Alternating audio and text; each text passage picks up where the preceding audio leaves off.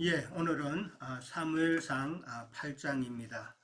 사무엘상 8장 우리가 잘 아는 대로 이제 이스라엘 백성들이 참 사무엘에게 자기들도 왕을 세워 달라고 하는 그런 내용이었죠. 예, 아, 1절에 가면은 사무엘이 늙음에라고 이제 시작을 합니다. 사무엘이 늙었다라는 말이 나오니까 사무엘이 이제 사역의 마지막 그런 단계로 접어들었다라고 그렇게 볼 수가 있겠죠. 사무엘이 늙음에 그의 아들들을 이스라엘 사사로 삼으니라고 그렇게 말을 합니다. 장자의 이름은 요엘이고 차자는 아비야라, 부엘세바에서 사사가 되었다라고 그렇게 이야기합니다. 그러면서 3절에 가면은 두 아들이 사무엘의 행위를 따르지 아니하고 이익을 따라서 자기들의 이익을 따라서 뇌물을 받고 판결을 굽게 했다라고 그렇게 나옵니다. 참 이 사무엘이 그의 아들들을 이스라엘 사사로 삼았다라고 그랬는데 이 사사는 좀 뭐라 그럴까 정상적인 그런 사사라기보다는 사무엘이 지금 늙었기 때문에 사무엘을 도우는 그런 보조적인 사사라고 그렇게 이해가 됩니다. 우리가 잘 알듯이 사사 시대는 운니엘부터 시작을 해가지고 이제 삼손까지 사사 시대가 이어지고 그 다음에 이제 사사 시대에서 다음 시대로 넘어가는 그 과도기적인 그 때에는 사무엘이 그 마지막 사사로 그렇게 이어주는 그런 사역을 한다는 것을 처음에 말씀을 드렸습니다. 그렇기 때문에 사무엘의 두 아들은 정식 사사는 될 수가 없었다라는 것을 먼저 이해를 하시면 될 것 같습니다. 사사 시대는 우리가 잘 알듯이 일종의 사사기 21장 25절에 나오듯이 자기 생각에 좋은 대로 그렇게 행하던 때이기 때문에 참 어떻게 보면은 암흑기라 영적인 암흑기다라고 그렇게 말씀드릴 수가 있습니다. 그러니까 자기 생각에 좋은 대로 이제 그렇게 하다 보니까 뭐 하나님께서 그렇게 기뻐하실 그런 시대 사사 시대는 아니었지 않나 그렇게 생각을 합니다. 21장 25절에 방금도 말씀드렸지만은 자기 생각에 좋은 대로 했다는 이 말이 참 우리가 한번 좀 깊게 생각을 해봐야 될 것 같습니다. 사람이라는 존재는 참 누구나 다 자기 생각이 많이 앞서는 그런 존재이기 때문에 아무리 우리가 하나님의 말씀을 이제 영으로 깨닫고 간다고 하더라도 어떻게 보면은 교회 모임에서 다른 지체와의 그 모임에서 이런 관계에서 보면은 우리의 생각이 참 많이 나타날 때가 있다는 것을 참 저도 느끼고 모든 우리가 한 번쯤은 생각해 봐야 되지 않을까 생각을 합니다. 그러니까 교회에서 모일 때도 이제 내일부터 모레부터인가요? 이제 양양에서 모이는데 지금 우리 수잔자매는 양양으로 가는 버스를 타고 지금 가고 있습니다. 그렇게 이제 모이는데 교회 모임에서 참 서로 많이 모이다 보면은 자기 생각을 나타나는 경우도 있는데 그런 것을 우리가 한 번쯤은 생각해 봐야 되겠다라는 것이죠. 그 다음에 이제 사사시대는 가나안의 그 악습과 우상이 참 우상 숭배가 좀 만연했던 그런 시대였다라고 볼 수 있고 그러다 보니까 오직 하나님만이 유일신이라는 그 유일신 사상이 많이 희석이 된 그런 때였다라는 것이죠. 그래서 사사시대가 참 더 이상 유지가 돼야 될 이유가 없었다라고 그렇게 우리는 생각해 볼 수가 있죠. 자, 그래서 마찬가지로 사무엘의 두 아들도 이제 사사로 삼았다고 했지만은 어디까지나 사무엘을 도우는 보조적인 그런 역할이었다라고 생각을 하고, 장자의 이름은 요엘이고 차자는 아비야다라고 그랬는데, 요엘은 여호와는 하나님이시다라는 뜻이고, 여호와는 아버지라는 그런 뜻이 또 아비야였죠. 부엘세바에서 사사가 되었다고 그랬습니다. 지금 그 사무엘은 라마에 있다고 지난 그 장 7장의 끝에서 이제 나왔죠. 7장 17절에 보면은 사무엘은 라마에 있다고 그랬는데, 지금 부엘세바에서 사무엘의 두 아들을 갖다가 사사로 그렇게 삼았다라는 말이 나옵니다. 부엘세바는 우리가 잘 아는 그 일곱 우물이라는 뜻이잖아요. 맹세 우물, 그런 건데, 이 라마에서 부엘세바까지는 상당히 거리가 먼 거리입니다. 한 80km 정도 되는 거리고 남쪽에 있다 보니까 어떤 면에서는 사무엘이 라마에 있으면서 부엘세바까지는 자기의 영향력이 미치지 못하는 그런 위치에 있었다라고 생각을 하는 것이죠. 그러다 보니까 부엘세바에서 자기 아들들을 거기서 이제 사사 도우는 일로 삼으면서 그렇게 했다라고 해서 이제 부엘세바에서 나온 걸로 그렇게 됩니다. 왜냐하면 부엘세바가 또 블레셋하고 가까운 지역에 있기 때문에 사사가 있음으로 말미암아서 블레셋 사람들이 부엘세바 쪽으로 함부로 넘어오지 못하도록 하는 그런 역할이 있었지 않았나 생각을 해봅니다. 3절에 가면 두 아들이 사무엘의 행위를 따르지 아니했다라고 그랬습니다. 엘리와 달리 사무엘은 나름대로 자기 두 아들을 좀 교육을 시켰을 거라는 것이죠. 왜냐하면 엘리의 그 모습을, 엘리의 그 심판을 사무엘은 받기 때문에 자기의 두 아들은 홈리와 비나스처럼 그렇게 안 되기 위해서 참 이름도 그렇게 지었고 또 많이 가르쳤을 거라는 그런 짐작을 우리가 해볼 수는 있죠. 그런데 두 아들은 사무엘의 행위를 따르지 아니했다라고 그랬습니다. 그래서 그 이익을 따라서 뇌물을 받고 판결을 굽게 했다라고 그랬습니다. 뇌물을 받는다는 것은 참 지도자가 해서는 안 될 그런 일이죠. 그런 일인데 그 뇌물을 받았다고 그랬는데 출애굽기 23장 7절과 8절에 보면은 그 뇌물 받는 것에 대한 내용이 나오죠. 뇌물을 받는 자는 출애굽기 23장 7절에 보면 악인이라는 표현을 썼습니다. 악인이라고 그렇게 표현을 했고 23장 8절에는 너는 뇌물을 받지 말라. 뇌물은 밝은 자의 눈을 어둡게 하고 의로운 자의 말을 굽게 한다라고 출애굽기 23장 8절에 나와 있습니다. 이렇게 나와 있는데 사무엘의 두 아들은 뇌물을 받고 판결을 굽게 했다라고 그렇게 나와 있습니다. 이런 내용으로 인해서 이스라엘 백성들이 이제 4절부터 가면은 왕을 요구하는 원인을 제공하는 그런 결과가 된 것이죠. 4절에 보면은 모든 장로가 라마에 있는 사무엘에게 갔다라고 그랬습니다. 그 모든 장로가 바로 이스라엘 모든 장로가 하는데 그 이스라엘 앞에 그래서라는 그 단어가 하나 빠져 있다고 그럽니다. 그래서 그래서라는 단어를 넣으면은 좀 문맥이 좀 더 매끄러워지는 그런 게 되죠. 그래서 이스라엘의 모든 장로가 라마에 있는 사무엘에 갔다. 그러니까 3절 내용이 4절이 진행되는 그런 원인으로 그렇게 표현을 한 것이죠. 자, 장로가 라마에 있는 사무엘에게 가서 그들이 말하기를 당신은 늙었다라고 그렇게 이야기합니다. 그리고 두 아들은 지금 당신의 행위를 따르지 아니하니까 다른 모든 나라와 같이 우리에게 왕을 세워서 다스리게 해달라고 그렇게 이야기를 합니다. 참 왕을 요구하는 두 가지 이유가 나오죠. 첫 번째는 사무엘이 늙었다는 것입니다. 사무엘이 늙었고 그 다음에 두 번째는 사무엘의 두 아들이 하는 행위로 봐서는 더 이상 이런 사사시대가 연결이 되면 안 되겠다.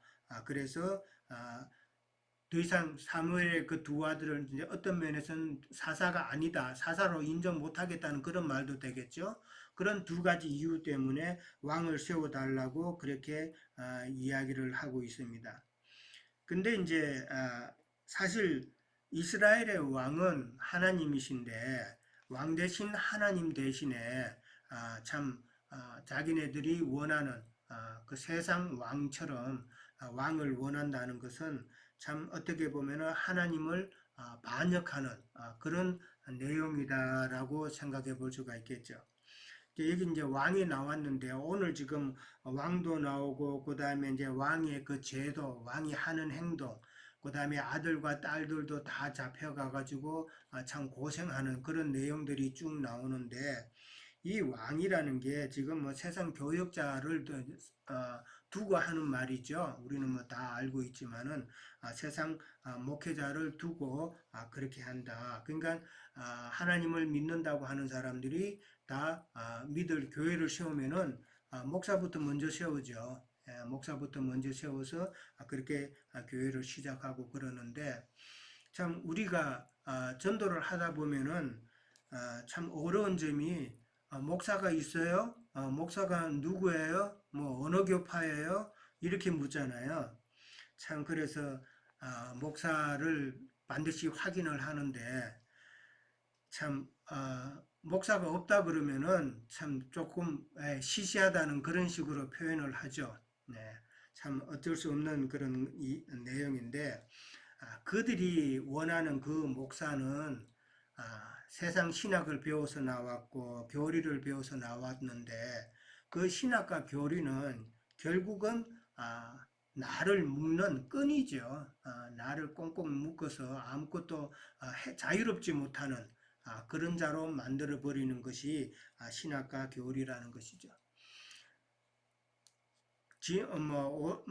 오래전인데 지금은 그런 이제 생각을 안 하는데 제가 말씀을 전가하다 보면은 하나 그런 생각이 간혹 들어요. 내가 하나님 앞에서 과연 이게 말씀을 전하는 그런 온전한 자격이 되나 하는 생각을 좀 할 때도 있었습니다.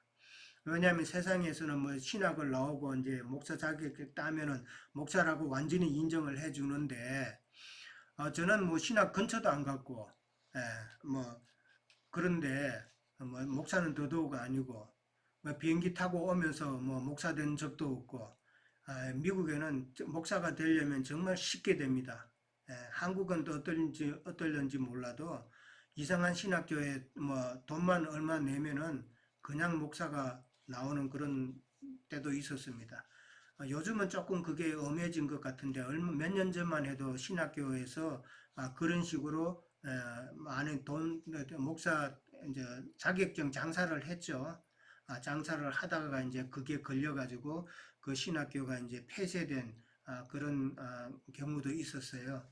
옛날에는 진짜 비행기 타고 오다가 옆자리에 어떤 신학교 교수가 앉아 있으면은 거기서 돈 얼마 주면은 목사 자격증 줬다는 그런 말도 있는데 그러나 이제 저는 이제 느낀 게 말씀을 전하다 보면은 하나님께서 참 나와 함께 하신다 하는 것을 저는 여러 번 느낍니다. 그리고 말씀을 또 깨닫게 해주시고 이런 것이 하나님께서 나를 쓰시는 이유다. 그걸 이제 저는 이제 여러 번 체험했기 때문에 요즘은 이제 좀 떳떳하게 말씀을 전가할 수 있고 누구라도 만나면은 그 점에 있어서는 이제 좀 떳떳하게 그렇게 생각을 합니다. 자, 어떤 이야기를 제가 했네요. 자, 그 다음에 이제 6절에 가면은 왕을 주어 다스리게 하라 했을 때에 사무엘은 기뻐하지 않았다라고 그렇게 이야기합니다. 잘못 인간적인 관점에서 보면은 이 사무엘이 늙었고 자기 아들을 갖다가 사사로 인정 안 해주니까 이 사무엘이 기뻐하지 않은 게 아닌가 그렇게 생각할 수도 있지만 사무엘이 그래서 기뻐하지 않은 것이 아니고 사무엘은 그들의 그 마음 중심을 이미 알았다는 것이죠. 그들이 세상 왕을 요구하는 것은 이거는 하나님을 지금 거절하는 행위다라는 것을 알았다는 것이죠. 예, 이스라엘의 왕은 어디까지나 하나님인데 지금 이 사람들이 하나님을 지금 거부하고 세상적인 그런 왕을 요구했다는 것은 참 하나님을 거절하는 그런 반역의 행위다라고 생각을 했다는 것이죠. 그 다음에 이제 또 다른 나라와 같이 그런 똑같은 길을 가고자 한다라는 그런 내용을 알았을 때에 근본 동기가 신정 정치, 그러니까 하나님을 왕으로 하는 것을 이제 버리고 이제 세상 왕을 두고자 하는 그 본심을 알았기 때문에 사무엘은 기뻐하지 않았다. 그렇게 이해를 해봅니다. 7절에 가면은 여호와께서 사무엘에게 이르시기를 백성이 네게 한 말을 다 들으라 그렇게 이야기합니다. 그러면서 이는 그들이 너를 버리는 것이 아니고 나를 버렸다라고 그랬습니다. 나를 버려서 자기들의 왕이 되지 못하게 함이라라고 그렇게 하나님께서 말씀을 하십니다. 그러면서 이제 네게 한 말을 다 들으라고 그랬는데 허용인데 이거는 하나님이 좋아서 허용하는 것은 아니잖아요. 이런 걸 가지고 이제 좀 심판적인 그런 허용이다라는 그런 말을 이제 쓰는데 호세아서 13장 1절에 가면은 그런 말이 나옵니다. 호세아서 13장 11절에 가면은 그런 내용을 우리는 살펴볼 수 있고 그 다음에 나를 버렸다고 그랬으니까 이스라엘 백성들이 하나님을 자기네들의 왕으로 늘 섬겨오다가 이제 버리는 그런 행위는 어디까지나 참 우상 행위나 다름없다. 세상 왕을 섬기는 것도 이제 우상과 다름없는 것이죠. 어떤 신상만이 아니라 우리가 세상 것 더 사랑하면 그게 우상이라고 그랬잖아요. 마찬가지로 이스라엘 백성도 지금 하나님 대신 다른 세상 왕을 원하는 것은 우상행위나 다름없다라는 것이죠. 만약에 이제 왕을 세워서 참 왕을 중심으로 해서 하나님도 잘 섬기고 나라를 부흥케 하고 참 이스라엘 백성들을 하나님의 선민으로 그렇게 잘 인도하는 왕이면은 정말 하나님이 왜 좋아하지 않겠어요. 그러나 인간의 본성을 하나님은 아신다라는 것을 우리는 알죠. 자, 하나님께서 이제 왕을 허용해 주셨다라고 그랬는데 신명기 17장 14절에 가면은 모세가 예언한 게 있습니다. 이미 참 이스라엘 백성들의 그 후손들이 왕을 세울 그런 때가 있을 것이다라는 것이죠. 신명기 17장 14절에 보면은 모세가 그렇게 예언되어 있습니다. 이웃의 그 비슷한 나라, 그 모압과 암몬과 그 애굽이죠. 예, 모압과 암몬 그런 나라들과 함께 이미 그 나라들은 왕정 정치를 하고 있는데 국가 체제를 갖추고 있죠. 그렇게 하는 것처럼 이스라엘 백성도 언젠가는 그렇게 이제 왕정 정치가 있을 것이다라는 것을 모세가 이미 예언을 해놨죠. 근데 일의 진행은 하나님의 때에 맞춰서 하고 하나님의 뜻에 맞춰서 하나님의 방법대로 해야 되는데 참 지금 장로들은 그런 방법을 지금 안 택하고 있다는 것이죠. 자기네들의 그 인본주의에 따라서 자기네들의 욕심에 따라서 자기네들의 뜻에 따라서 지금 하나님께 사무엘에게 그렇게 요구를 하고 있다라는 것이죠. 이제 그걸 갖다가 이제 하나님께서는 사무엘에게 말할 때 엄히 경고하라라고 그렇게 나오죠. 경고해서 말을 하라고 그렇게 이야기를 합니다. 자, 8절에 가면은 내가 그들을 애굽에서 인도해 낸 날로부터 오늘까지 그들이 모든 행사로 나를 버리고 다른 신을 섬긴 같이 니게도 그리하는도다라고 그렇게 이야기합니다. 그러니까 이스라엘 백성들이 하나님을 반역했던 것과 마찬가지로 지금 사무엘 너도 지금 반역하고 있다라는 것이죠. 예. 하나님이나 이제 사무엘도 이제 이스라엘 백성들이 어떤 마음으로 이런 말을 하고 있는지 다 알고 있다는 것이죠. 우리의 삶 가운데서도 참 어떤 면에서 보면 이스라엘 백성들뿐만 아니라 우리가 신앙생활을 하다 보면은 참 어려운 때가 있고 낙심될 때가 있고 이럴 때는 참 하나님을 대체할 그 다른 뭐 어떤 것을 구할 수도 있다라는 것이죠. 이스라엘 백성들만 아니라 우리도 마찬가지로 하나님을 잘 섬기고 가지만은 어떤 어려운 때가 있으면은 다른 나를 기쁘게 해줄 그 무언가를 요구하는 때가 있다라는 것이죠. 그런 것을 우리도 한 번쯤 생각을 해봐야 되지 않는가. 그래서 그럴 때는 하느님과의 관계에 있어서 문제가 발생했을 때는 참 하나님을 나의 남편이요, 나의 주인이요, 그렇게 하나님을 참 나의 참 구주 되심을 인정하면서 나가는 것이 참 좋은 방법이지 않을까 생각을 합니다. 9절에 가면은 그러므로 그들의 말을 듣되 너는 그들에게 엄히 경고하고 그들을 다스릴 왕의 제도를 가르치라라고 그렇게 나옵니다. 여기 경고한다는 말은 증거하다, 알게 하다라는 그런 뜻이랍니다. 그런데 이제 조금 행별적인 경고죠. 그냥 뭐 쉽게 말하는 경고가 아니라 조금 행벌이 포함된 그런 경고인데 경고라는 단어 뜻 자체가 알게 한다는 것이죠. 엄히 꾸짖어서 알게 한다는 그런 의미로 보면 됩니다. 그 다음에 왕의 제도를 가르치라라고 나옵니다. 이 가르친다는 말도 고하다, 그 다음에 선포하다. 그러니까 경고한다는 말과 가르친다는 말이 둘 다 비슷하게 알게 한다는 그런 뜻이죠. 그러니까 같은 단어가 지금 같은 의미의 단어가 두 번 반복해서 쓰였다라는 것이죠. 하나님께서 지금 왕의 제도가 어떠한 것인가, 그 실체가 어떠한 것인가를 지금 반복해서 지금 경고하면서 가르친다라는 것이죠. 이제 그렇게 경고한다는 말은 인간 왕, 세상 왕은 어떤 것이 참 나쁘고 너희들이 힘드는가를 너희가 한번 직접 체험해 보라는 이야기죠.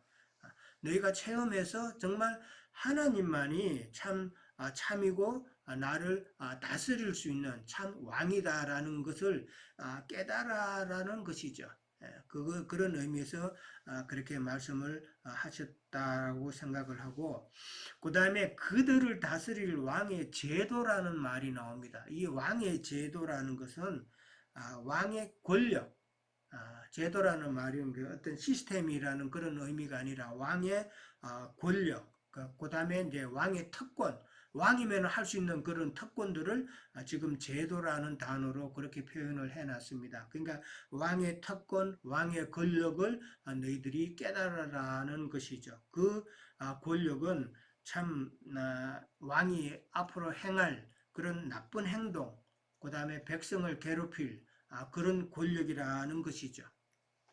그 다음에 이제 11절에 가면은 11절부터 13절까지는 젊은 아들과 이스라엘 백성의 젊은 아들과 그 다음에 딸들을 다 징집해서 데려갈 거라는 것이고 그 다음에 이제 14장부터 17절, 14절부터 17절까지는 이스라엘 백성들의 모든 곡물과 그 다음에 가축을 징세하는 그러니까 가져가는 그런 내용이 또 나오고 그 다음에 이제 18절에 가면은 이제 왕의 폭정으로 인해서 하나님 앞에 고난을 참 호소하는 그런 내용이 나옵니다. 그러니까 11절부터 이제 18절, 17절까지는 그 왕의 권력으로 인해서 이스라엘 백성들이 당할 그 내용을 기록을 해놨습니다. 11절에 보면은 너희를 다스릴 왕의 권력은 이러하니라, 제도는 이러하니라 나옵니다. 너희 아들들을 먼저 데려간다 그랬습니다. 이거는 그냥 데려가는 건 무조건 강제적으로 징집해 가는 것이죠. 그 다음에 병거와 말을 어거하게 한다라고 그랬습니다. 그리고 그 병거 앞에서 달릴 것이라는 것이죠.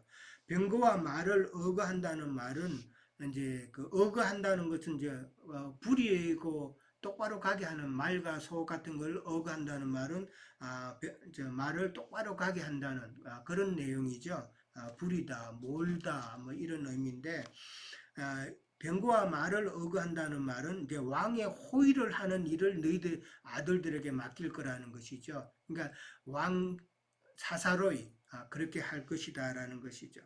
그 다음에 병거 앞에서 달릴 거다라고 그랬는데 한국의 그 대통령 차가 어디에 이제 움직일 때 그 옆에서 같이 뛰는 사람들이 있죠. 그 사람들이 경호원들이잖아요. 마찬가지 표현입니다.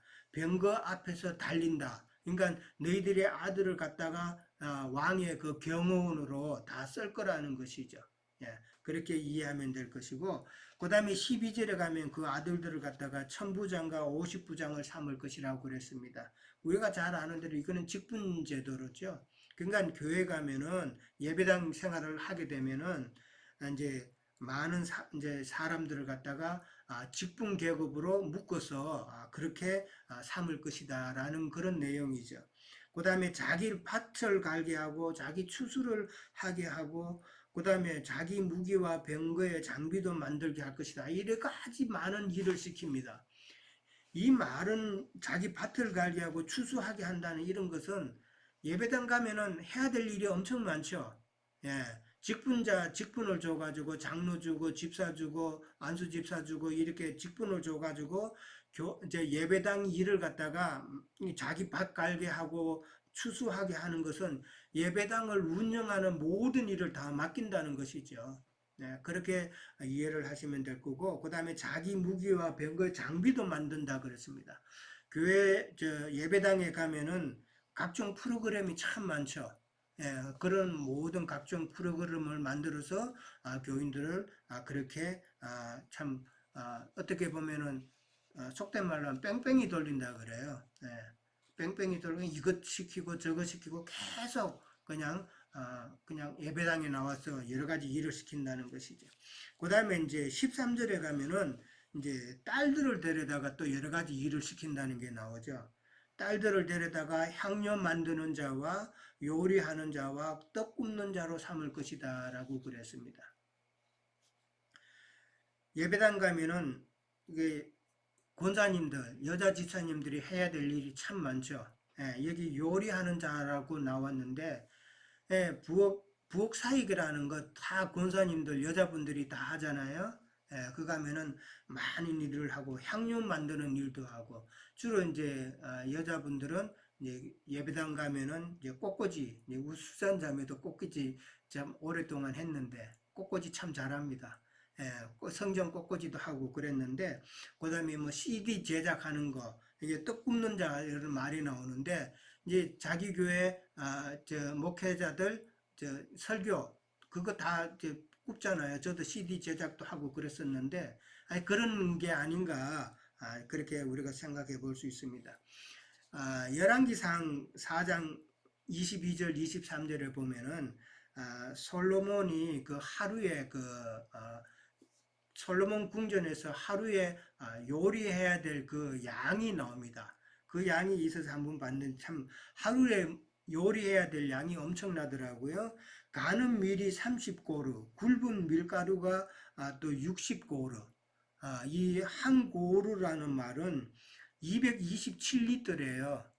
한 고루가. 그러니까 가는 거하고 굵은 거하고 다 합치면 90고루인데 90 곱하기 227리터 하면 그 양이 참 엄청나죠.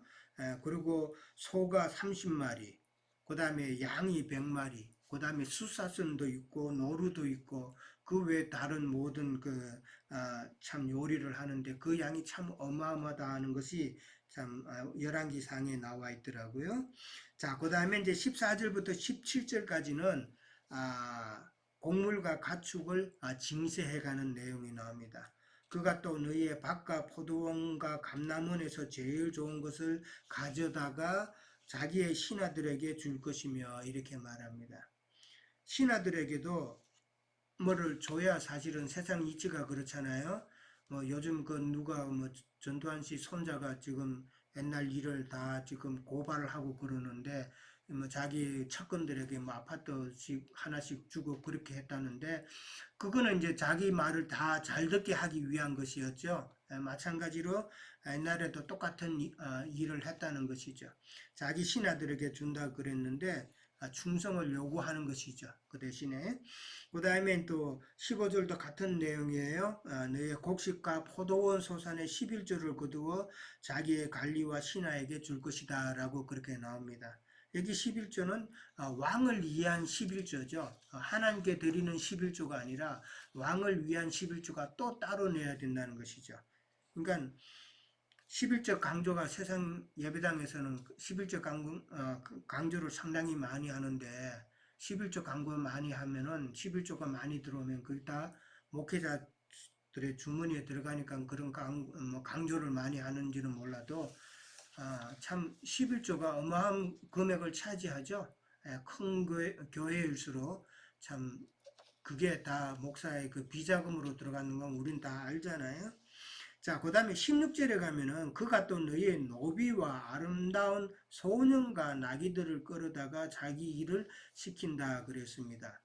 여기 노비가 나오고 소년이라는 단어가 나오고 나귀라는 단어가 나오는데 지금 이게 소년이라는 단어가 바하르라는 단어인데 이 바카르라는 단어가 또 있다는데 이 바카르라는 단어가 황소라는 뜻입니다. 그러니까 지금 그 70인역에서는 70인역 성경에는 소년이라고 하지 않고 황소로 그렇게 기록을 했다고 합니다. 그러니까 지금 노비와 황소와 나귀는 이건 이제 부역을 시킬 수 있는 다들 그런 대상이잖아요. 그러니까 사람이 있어야 부역을 또 담당하고 그 다음에 황소와 나귀가 있어야 또 짐도 싣고 하기 때문에 이게 소년이라는 단어보다는 황소라는 단어가 더 맞지 않을까 저도 이제 그렇게 생각을 해봅니다.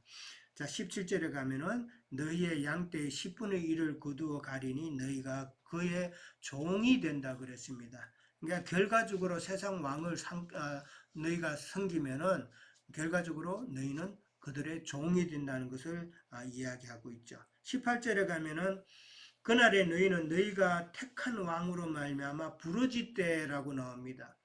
부르짖되 그날에 여호와께서 너희에게 응답하지 않는다라고 나옵니다. 너희가 택한 왕이라 그랬는데 이 택한 왕 앞에 너희 자신을 위해서 택한 왕이라는 것이죠. 너희 자신을 위해서 택한 그 왕을 말미암아서 너희가 부르짖는다 그랬었죠.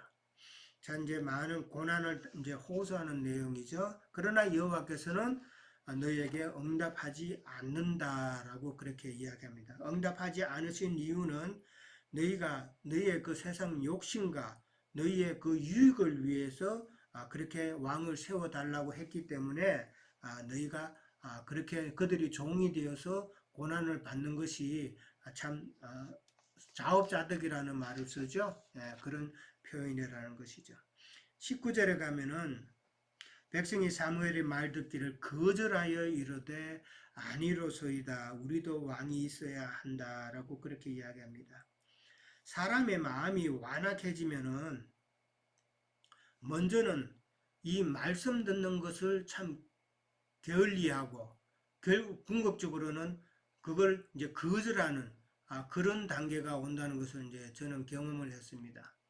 우리 같이 모임에 있던 사람도 이제 말씀을 잘 듣다가도 갑자기 그 마음이 완악해지고 조금 다른 이제 영이 들어가고 이러면서 말씀이 완악해지니까 우리가 듣는 이 말씀을 안 듣더라고요. 전혀 안 듣고 그러다 보면은 결국은 자기 주장이 나오게 되더라고요. 이렇게 해야 되지 않느냐. 이 자기 주장이 나와버리는 것이죠. 그러면은 결국은 떠나가는 것을 봤습니다. 그러니까 참 우리가 말씀을 거절하지 않고 말씀을 사모하고 나가는 것이 우리의 신앙 길을 인내하면서 신앙의 길을 가는 데 있어서 정말 중요한 요소다. 그렇게 생각을 합니다. 근데 이스라엘 백성들은 아니로소이다. 아주 강한 어조로 그렇게 말을 하면서 자기의 뜻을, 자기의 주장을 계속 고집을 합니다. 20절 가면은 나도 우리도 다른 나라들 같이 되어라고 이제 왕을 세운다는 이야기죠. 우리의 왕이 우리를 다스리고 우리 앞에 나가서 우리의 싸움을 할 것이니다라는 말이 나옵니다. 이들이 지금 왕을 요구하는 이유죠. 왕이 우리를 다스려서 다른 나라들처럼 왕이 있으면은 아무래도 국가 체제가 좀 온전히 서게 되니까 좀 나라를 발전시킬 수 있는 그런 요인이 되죠. 예, 나라를 한 곳은 좋은 왕이 있으면은 이제 모든 국력을 갖다가 모아서 참 발전시킬 수도 있고 이제 그거를 이야기하는 것이죠. 그 다음에 전쟁이 나오면은 다른 나라 왕은 자기네 군사를 이끌고 왕이 먼저 나가서 전쟁을 하고 그러니까 이제 우리도 이제 그걸 원한다는 것이죠. 그러니까 이제 왕이 자기네들을 다스리고 왕이 자기네들을 대신해서 먼저 나가서 싸우는 것 이거를 그들은 바랬다라는 것이죠. 21절에 가면은 백성의 말을 다 듣고 여호와께 아뢰다 그랬는데 참 지금 하나님께서는 백성 앞에서 지금 사무엘에게 말씀하신다는 것이죠. 예. 근데도 백성의 말을 하나님의 말씀을 백성들도 들었다는 것이죠. 예. 자, 그 다음에 22절 마지막에 가면 여호와께서 사무엘에게 이르시되 그들의 말을 들어 왕을 세우라 그렇게 허락을 해줍니다.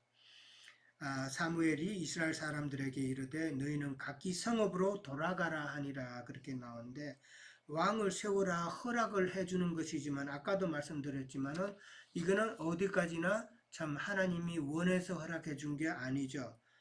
하나님의 허락은 어떤 면에서 보면은 하나님께서 그냥 버려두시는 것이죠.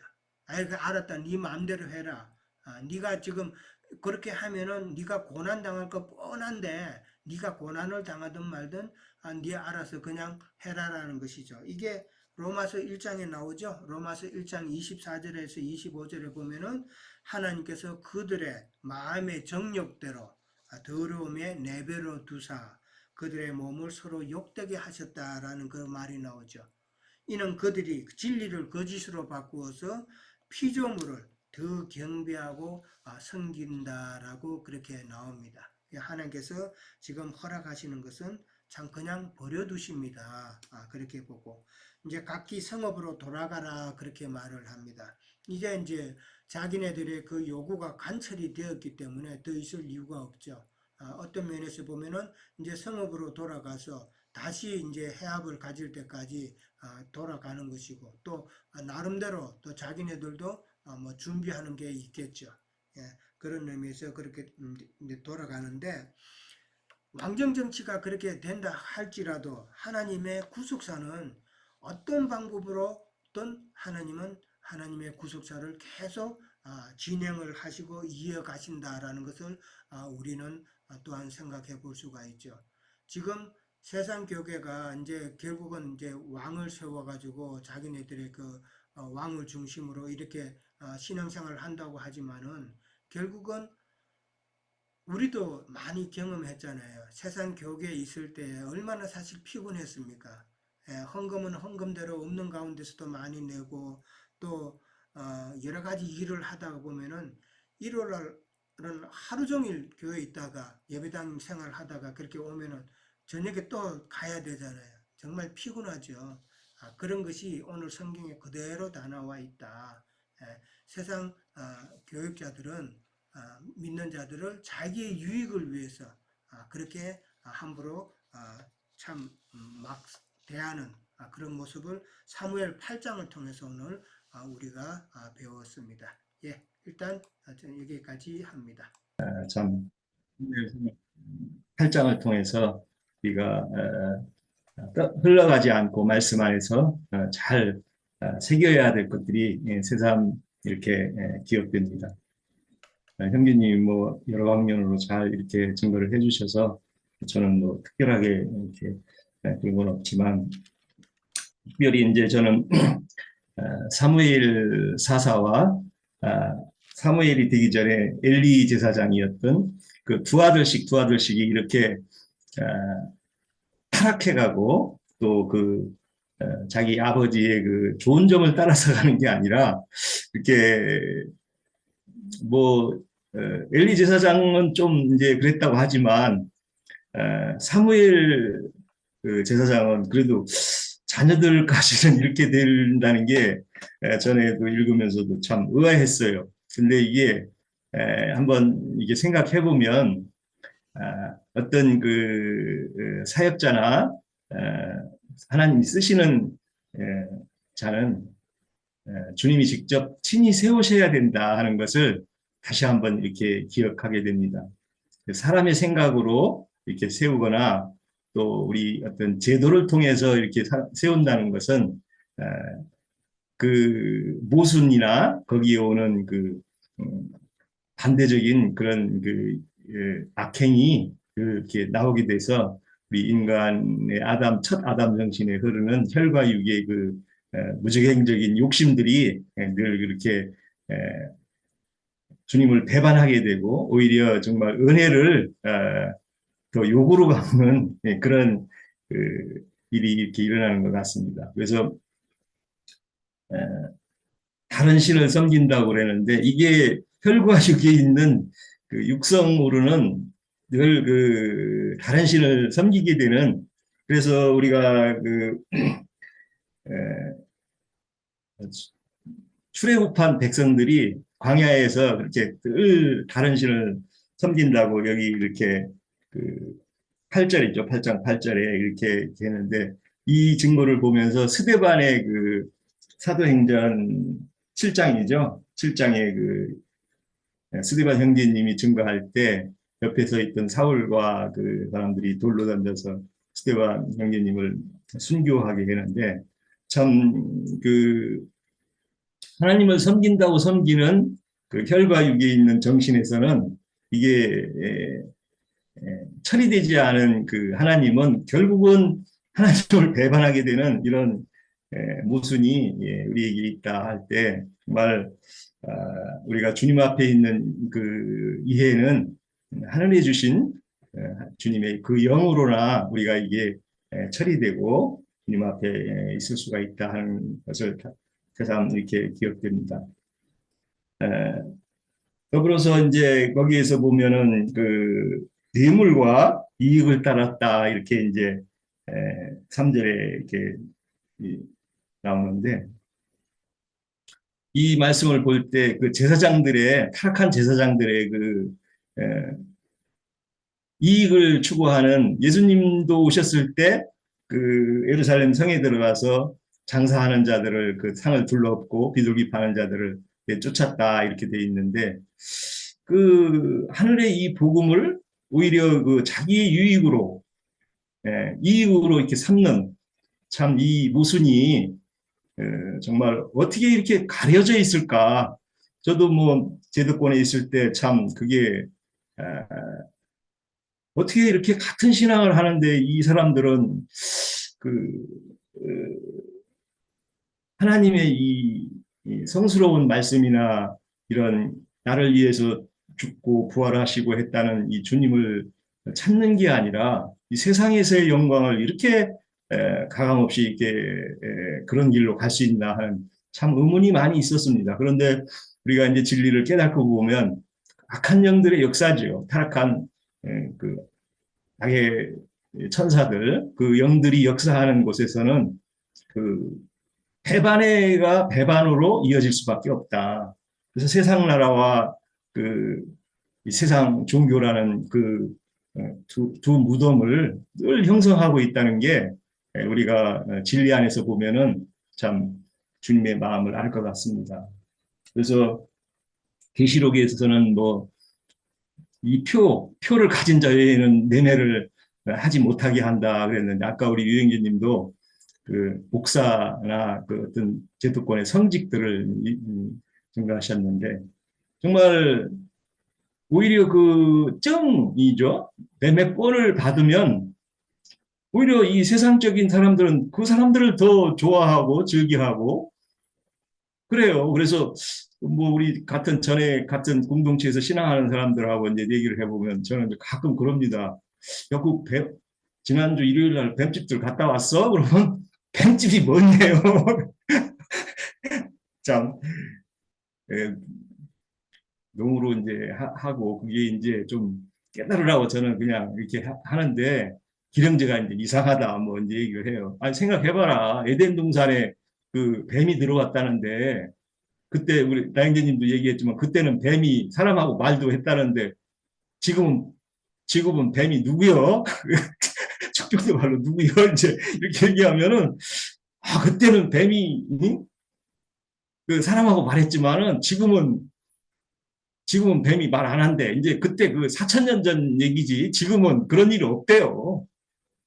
아니 그러면 저 고린도전서의 바울 사도는 뱀의 미혹을 조심하라고 하던데 그러면 바울이 저 이방 전도자로 가가지고 고린도 교회 세우고 그럴 때 뭔 놈은 또 거기는 뱀이 또 나와.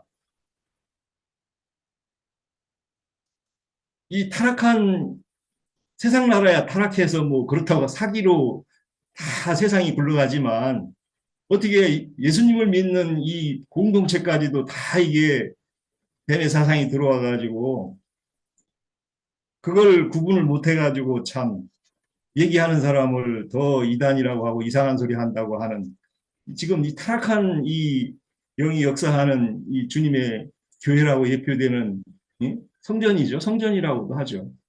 참 그걸 그렇게 몰라볼 수 있나? 그 얼마 전에 뭐 뉴스에도 나왔대요.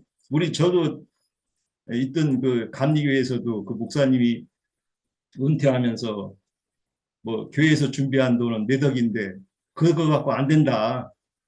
뭐 몇십억은 줘야 내가 부흥시키고 이렇게 교회를 이루는 게 어딘데 내가 이렇게 나갈 수 있냐고 해가지고 참 부재비하고 싸우고 하는 참 그런 모습도 봤지만 엊그저께 뉴스에도 사역자가 몇 억을 그냥 자기 마음대로 집 사는데 쓰고 뭐 해가지고 그 소송이 걸려서 지금 뭐 재판 중인데 뭐 2년이 재판 2년 구치소 뭐 그게 이제 선고됐다고 그러는데 그게 아주 다반사입니다. 이게 참 사역자들이 그 얼마나 그 부끄러운 짓을 한다는 것을 이렇게 모르는 그런 상태가 참 같은 예수를 믿는다고 하지만 내면을 보면은 참 다른 예수, 다른 복음, 다른 영이라는 그런 것들을 그렇게 구분할 수 없다는 뭐 어린 장성하지 못한 사람들의 그 한계 안에 있는 그 신앙들이 참 주님을 안타깝게 하는 것 같습니다. 우리가 정말 이 시대에도 맡은 우리 지체들이 주님을 간증하고 주님을 잘 증거해서 정말 이 시대의 사명을 잘 감당해야 된다는 사무엘의 8장을 읽으면서 다시 한번 이렇게 기억해 봅니다. 마치겠습니다.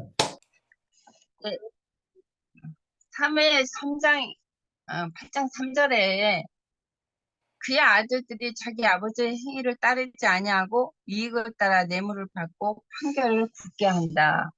아까 저기 유영재님도 신명기서를 읽으셨는데 신명기 17장 한번 볼게요. 17장의 19절, 16장 19절. 너희 재판을 굳게 하지 말며 여기는 이게 재판장들과 지도자들에게 이제 경고의 말씀을 주시는 거죠. 여호와께서 너희 재판을 굳게 하지 말며 사람을 외모로 보지 말며 또 뇌물을 받지 말라. 뇌물은 지혜자의 눈을 어둡게 하고 의인의 말을 굳게 하느니라.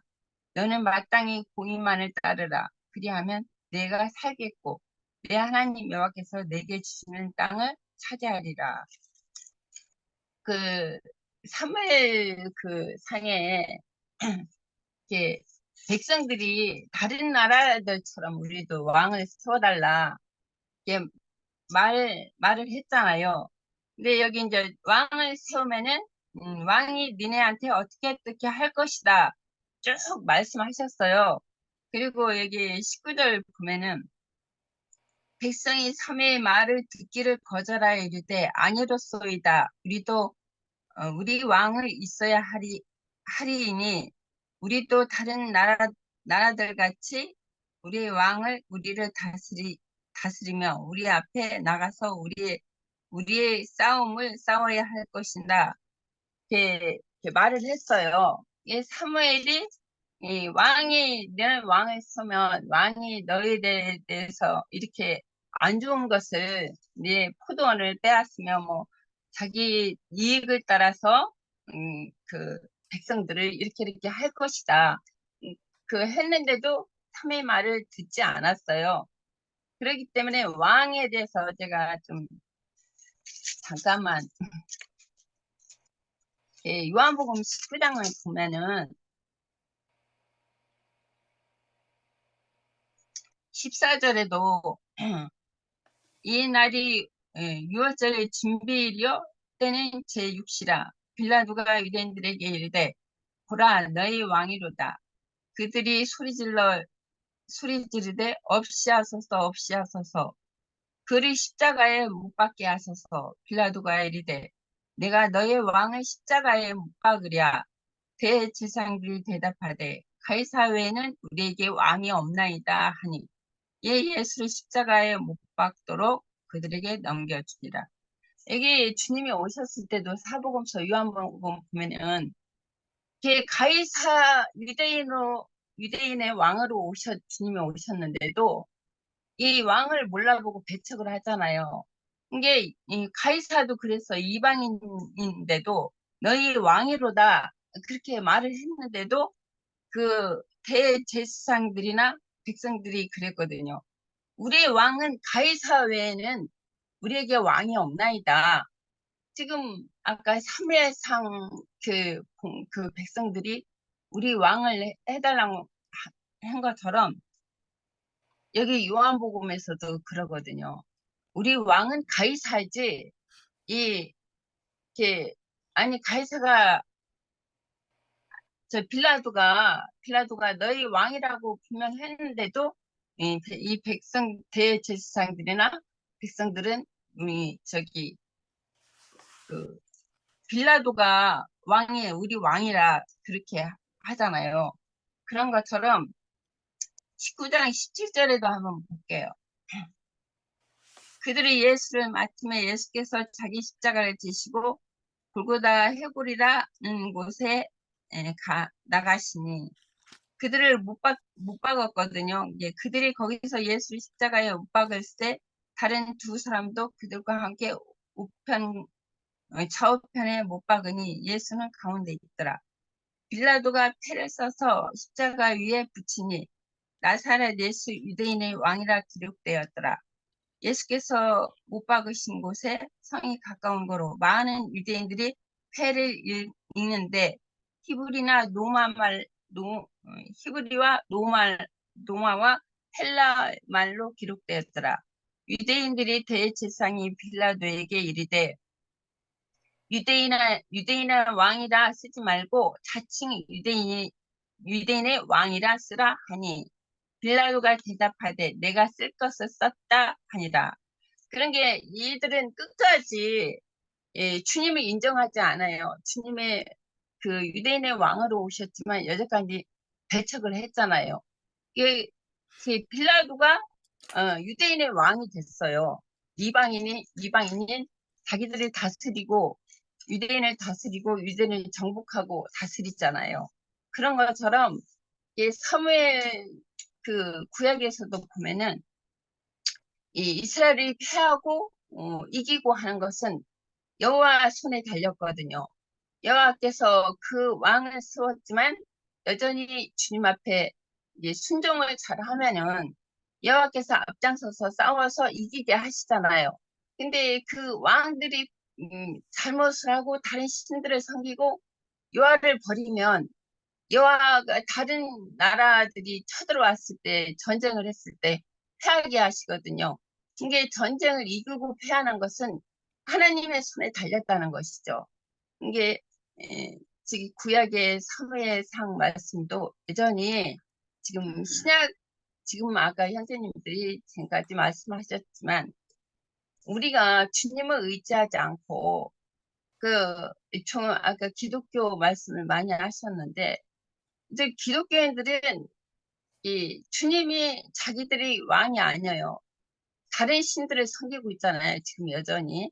그렇잖아요. 다른 신들이 뭐냐? 금신상 그 목사들을 섬기고 있어요. 이게 말은 하나님을 섬긴다, 모신다고, 마음에서 모신다고 하지만 실상은 그 마음에서는 그 지도자들, 목사들이 그들은 그 목사들을 섬기고 있다는 것이죠. 네, 여기까지 할게요. 네, 나중 부분은 이제 여기 사무실 안에 들어와서 했기 때문에 크게 틀어놓고 있기 때문에 다 들었어요. 잘 인도를 잘 하시는 중이고,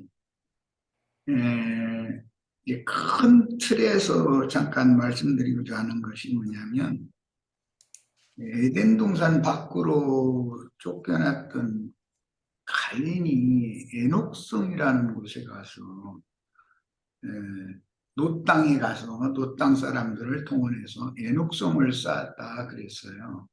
그럼 그 놋 땅 사람들은 가인을 자신들이 왕으로 이렇게 추대를 해서 세웠고, 그 가인의 지시에 따라서 그 성을 건축을 한 거잖아요. 그리고 이제 그 후예가 라멕이라는 이제 살인자가 나오죠. 이런 걸 이제 일단 생각하시고, 출애굽기 32장에 보면 금송아지를 만들어서 세우고 그 앞에서 먹고 마시고 뛰놀고 하는 이제 사건 얘기가 나와요. 오늘 사무엘상 8장에서 말하고자 하는 궁극적인 의도는 뭐냐면 이스라엘 나라가 타락하게 되는, 신앙적으로 타락하게 되는 원인이 뭔가, 그걸 지금 제시하는 건데, 신약의 용어로 하자면 교회가 무슨 경로를 통해서 무엇이 원인이 되어서 세속화되고 타락되는가, 지금 이제 이걸 보여주는 것이 목적이거든요. 성경의 목적인데, 이스라엘 백성들이 그 주변 이방 나라들을 따라서 이스라엘 백성들이 우리도 저런 왕을 세워달라고 요구를 했어요. 여기서 우리가 이제 생각할 게 뭐냐면, 하나님께서 친히 세우신 다윗 왕과 이스라엘 백성들이 원해서 그들의 소원에 따라서 세운 사울 왕이라는 사람이 성경에서 아주 극명하게 의도적으로 지금 대조가 되는데, 앞으로 나가는 말씀에 사무엘상은 사울 왕에 대한 이야기는 이제 연결이 되고, 사무엘하는 다윗 왕 이야기니까 이제 이렇게 성경은 두 왕을 의도적으로 좀 대조를 하는데, 다윗 왕은 하나님이 친히 택하여 세운 왕이다라는 거예요.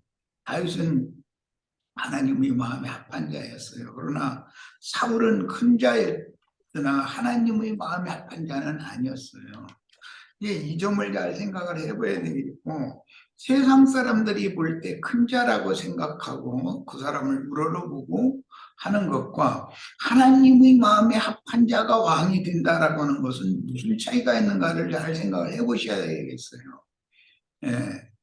그 다음에 이 말씀이 이제 계시록 13장에서 보면은 온 땅에 짐승의 우상을 만들어 세우고 그 앞에 가서 이제 경배를 하도록 미혹하는 이야기, 계시록 13장이 나오고, 계시록 17장에는 많은 물 위에 앉은 큰 음녀의 일곱 머리들은 땅의 왕족들이고 다 그게 땅의 짐승들이라고 했어요. 그러니까 우리들은 지금 하나님 나라의 왕들이 되는 것을 목표로 해서 신앙을 지금 추구를 하고 있으니까, 이 두 부류의 왕, 하나님이 세우신 왕과 천연적인 이스라엘 백성들이 생각하고 있는 왕에 대해서 무슨 차이가 있는가를 잘 생각하시면, 기독교계의 종교 지도자들, 예수님이 오셨을 때는 유대교 지도자들과 거기서는 뭐 헤롯 왕이라는 사람이 이제 등장이 되지만 예수님과 제자들과 이것을 대별을 해서 한번 쭉 흘러가는 성경의 흐름에 대한 이해를 좀 했으면 해요. 교회 타락의 원인이라는 것은 사람의 선한 생각 때문이에요. 다른 이방 족속들처럼 우리에게도 왕을 세워달라고 하는 것이 객관적으로 보면 뭐 그렇게 나쁜 일이에요? 다른 이방 나라들은 왕이 집권을 해가지고 절대 주권을 가지고 백성들을 휘어잡아가지고 어느 나라를 침략을 하든지 뭐 침략을 당하는 경우에 물리치든지 할 때 할 수가 있잖아요. 그러니까 자기네들은 하도 침략을 사방에서 당하니까 우리도 그 이방 쪽 우리 주변 나라들처럼 그렇게 좀 왕을 세워가지고 강력한 왕국을 좀 세웠으면 좋지 않겠냐 이런 선한 생각을 한 거예요. 그런데 그게 우리들의 생각으로 볼 때는 사람의 생각으로 본다면 그게 뭐 그렇게 큰 문제가 돼요. 그러나 하나님이 보실 때는 왕 중의 왕이신 하나님 자신을 부정한다는 문제가 거기에 있거든요. 하나님께서 지금까지 그 백성들을 먹이고 입히고 애족들과 전쟁에서 앞장서서 싸워주시고 다 한 것에 대해서 인정을 않는다는 뜻이거든요. 우리 시각적으로 현상적으로 보이고 인도해주는 그런 혈육에 속한 어떤 인간의 왕을 원한다 이 말이거든요.